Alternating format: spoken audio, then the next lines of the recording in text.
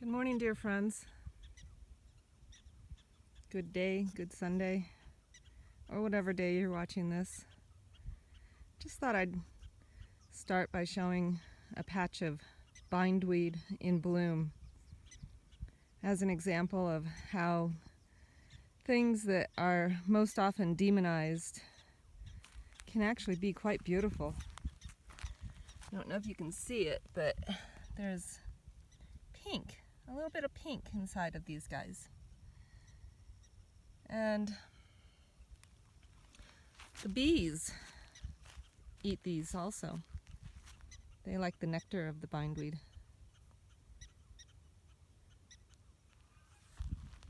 Right over here next to the labyrinth, this is the pond that had some water. I think, was that 2 weeks ago? Might have been 3. Anyway, you can see it's all dried up now. Those little green and white flowers are still carrying on. Nothing like nature's beauty from a natural standpoint.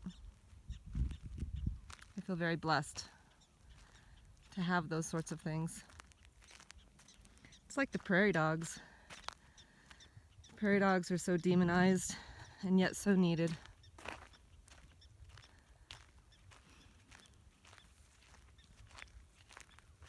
I'm going to just come to the entrance here and give my deep appreciation for the stone people and the guidance and the words that will come forth today.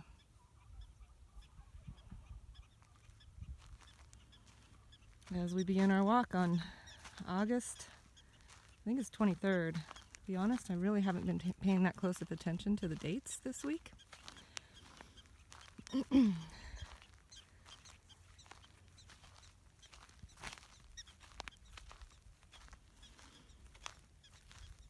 So I wanted to, it seems like what's up is a discussion about that is considered a plague, a blight on our land. And in fact, when in balance, is a beauty. Right now, I'm coming to you as the whole western half of the United States is in flame. This is all smoke, not clouds.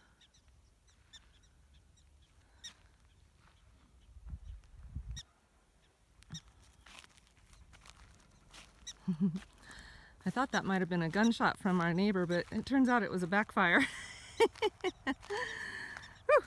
Okay. Anyway, there is shooting that happens out here. In fact, the prairie dogs are a target too much of the time. Yeah. Watch as some of our neighbors teach their youngest children how to sit in a field and target prairie dogs, and it just breaks my heart. We put up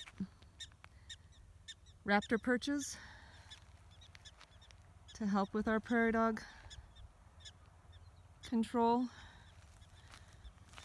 We have, of course, the horses that run through our pasture with all the holes that are out here, and I've had horses of all different sizes, ages, breeds, experiences, and I have yet to have one come in with a broken leg from a prairie dog hole.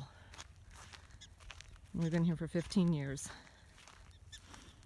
When I talk to most horse owners, they've never seen such a thing, meaning an actual injury from a prairie dog hole.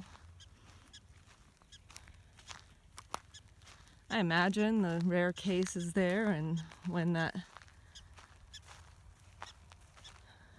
becomes the narrative, prairie dogs are made wrong. Well, I can step off of a curb and break my ankle too. It's a freak accident. It happens when we're ungrounded. Horses can be ungrounded.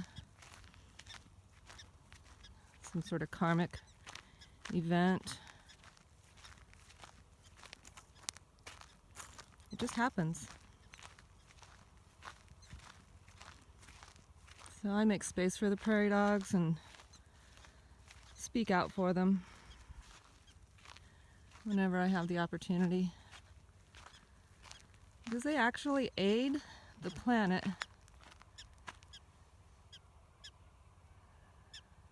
in maintaining balance when it comes to the drought situation that we're in. We're out of balance right now. The planet is out of balance. Humankind is out of balance in our emotional health and our physical health. And so many things are happening right now that are helping us see that.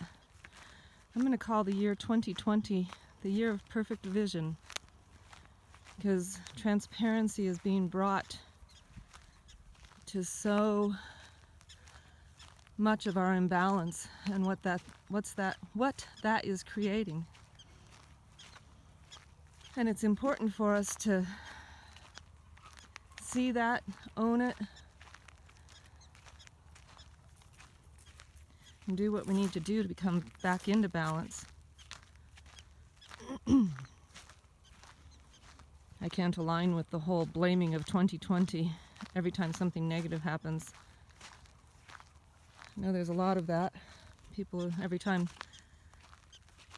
something comes up, like the fires, it's because 2020 has that in store for us too. Well, that's a date on the calendar. And it makes us victims to the date on the calendar, rather than empowering us and allowing us to be witness to the fact that we're out of balance. There's been a lack of transparency from those in power for a long, long time. Probably since the beginning of time. And now 2020 is the year of perfect vision.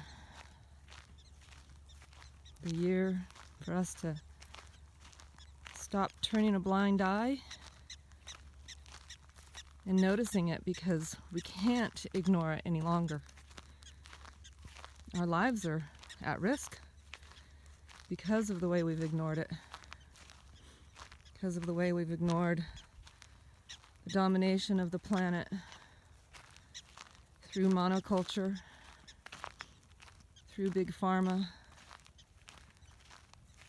through a demonization of the body as a healthy organism that can be maintained in a healthy way, rather than dominated into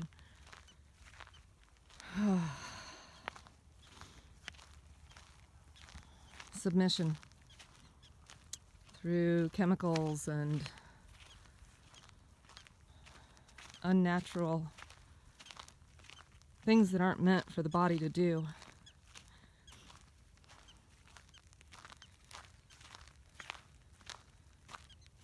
"2020 is that time for us to look at the perfect vision of what is happening around us because of this imbalance, this lack of trust in source, in God, in spirit, in our mother, in our bodies, in our planet. Last week I tried to talk a little bit about the correlation between fire and anger and passion. I got cut off a couple times and it kind of threw me out of whack. And I went ahead and posted it anyway, because I just want you all to see my imperfections as well. I started to do a meditation, an exercise where we could tap into our own inner anger, our own inner fire, so that we could create right relationship with it rather than running in fear from it. And right now it's very difficult to breathe in this smoke because of the lack of balance that we have practiced for many, many years on our planet through the global spraying that illuminizes everything and makes things much drier, much more quickly. We do have some natural changes going on with our planet so far as the relationship with the sun right now. We have a weakening magnetosphere, so the sun feels stronger.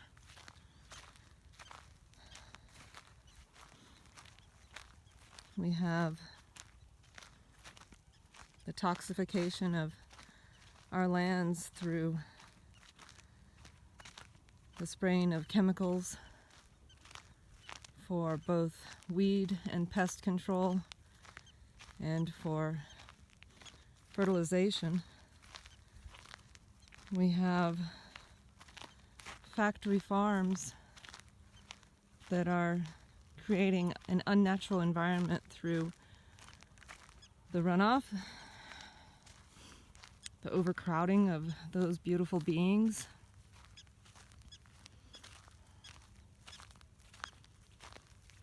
All of these things lend to our imbalance, as well as the fact that we've not been allowed to feel our anger as a culture. And so it feels like when we don't rise up in anger and say, stop, enough, right now the planet is saying to us, all right, well, if you guys aren't going to do it, I'm going to do it. We watched Australia burn earlier this year. Now we're watching the United States burn. And of course, there's the burning of the Amazon.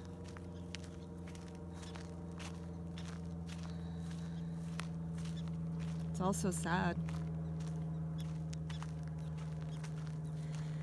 It's important for us all to tap into our emotions and have a right relationship with our passions and be willing to speak up for the planet and for life. And as I say life, you know me, I do the capital L, capital I, capital F, capital E, because to me that encompasses everything from the etheric to the physical, from the small ones, the little insects, and the unseen, the fairies, and the prairie dogs. So I'm going to see if I can't get through a little bit of a practice here as I wander up the hill a little more closely to this prairie dog. You can kind of get a feel for how dry it really is here. If you remember a few months ago how green it was. This way I'm overlooking the labyrinth. So I'm just going to encourage you to ground. Drop that grounding cord all the way to the center of the planet. Feel that connectivity.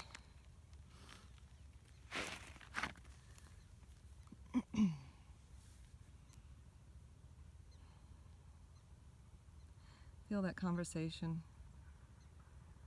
that connection to the planet. Drop it from the bottoms of your feet, from the base of your spine.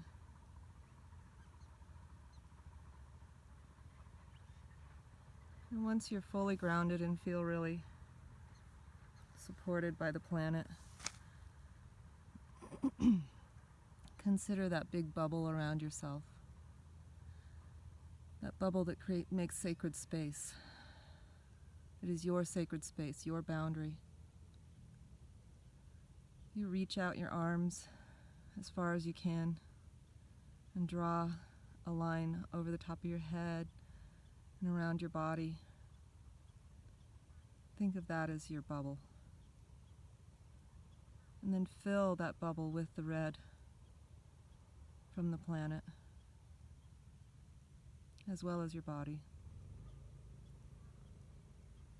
That deep, crystalline, pure, unpolluted feminine energy.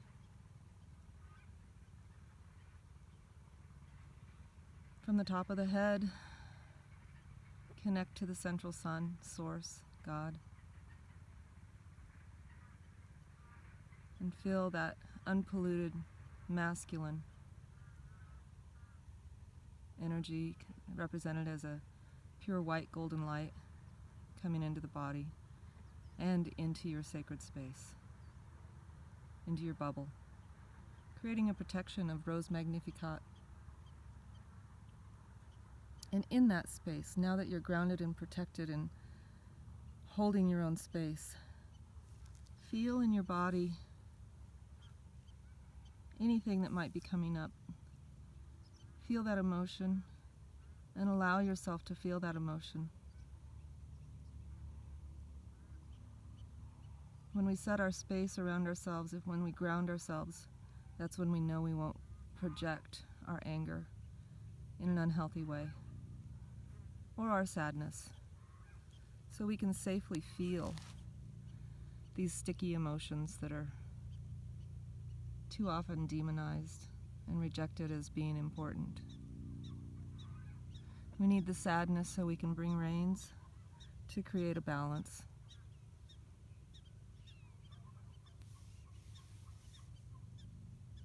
The prairie dogs call down the rains. They create ventilation in the planet. They're so beautiful. So I'm just going to encourage you to take that with you today. Allow yourself to be connected to the planet and in your sacred space. And allow yourself to feel the emotions as they come up throughout the day, throughout the week. We're in a time when there's a whole wealth of emotions that are percolating, and we need permission to be able to feel them so that we can actually heal. All right, I love you guys. Have a beautiful day. And so it is. Amen. Aho. Amin.